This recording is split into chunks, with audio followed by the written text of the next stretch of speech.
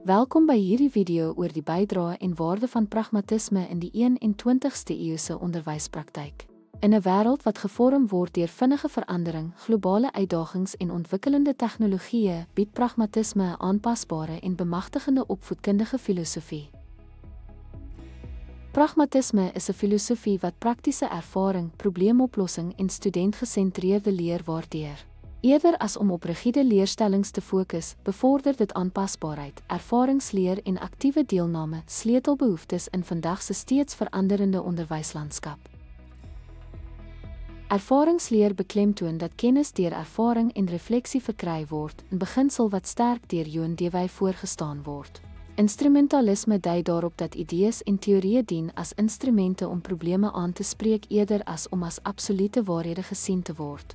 Demokratiese onderwys bevorder 'n omgewing wat samewerking, kritiese denke en sosiale verantwoordelikheid aanmoedig. Daarbenewens, die beginsel van leer deur te doen beklemtoon dat aktiewe deelname begrip en vaardigheidsontwikkeling aansienlik verbeter. Bydraes tot die 21ste eeuse onderwyspraktyk sluit verskeie sleutelelemente in. Studentgesentreerde leer moedig ondersoekgebaseerde en projekgebaseerde leer aan, wat studente toelaat om werklike kwessies te verken, soos die ontwerp van oplossings vir plaaslike omgewingsuitdagings.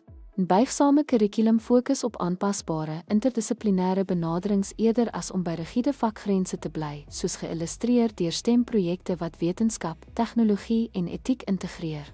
Kritiese denke en probleemoplossingsvaardighede word beklemtoon om studente voor te berei vir die eise van die werksmag en om aanpasbaarheid en innovasie te bevorder deur aktiwiteite soos gevalle studie-analises in besigheids- of wetenskapklasse. Samewerkende leer weerspieël demokratiese waardes deur groepwerk, portuïergroep terugvoer en gemeenskapsbetrokkenheid, met diensleerprojekte wat gemeenskapsbehoeftes aanspreek as 'n goeie voorbeeld.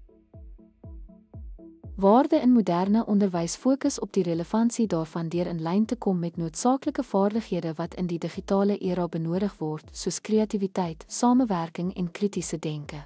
Dit verbeter betrokkenheid deur motivering te verhoog deur leer te verbind met studente se lewens en belangstellings.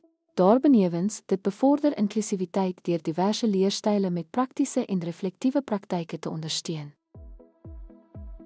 Die ware krag van pragmatisme lê in die vermoë daarvan om teorie en praktyk te oorbrug. Dit berei leerders nie net voor vir eksamens nie, maar ook vir die lewe se kompleksiteite. Met die fokus op leer deur te doen, probleemoplossing en samewerkende ondersoek, bly dit 'n kragtige fondament vir moderne onderwys.